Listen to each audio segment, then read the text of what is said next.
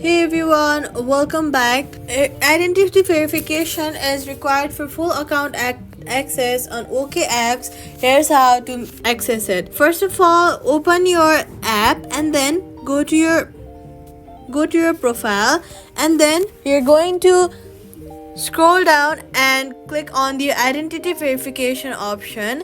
Then click on verify now.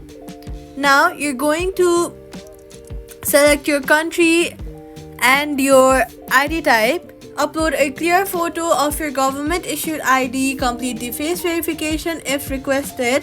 Verification usually completes within a few hours, and that's it. Next, click on next. Now select an ID type. If you either want your driver license or your passport, let's say driver license, click next. Make sure to allow access to camera for the OKX, and then click continue verification. Now click verify now, then click next again and click on the privacy note. And now you're going to place your driver's license in the front side of your driver license. Make sure that it is placed in a dark surface with good lighting, and also make sure to clean your camera before taking a picture so it won't become blurry and unclear. After that, you're going to complete the face validation. Complete within few hours, and that's it. Subscribe for more quick fixes.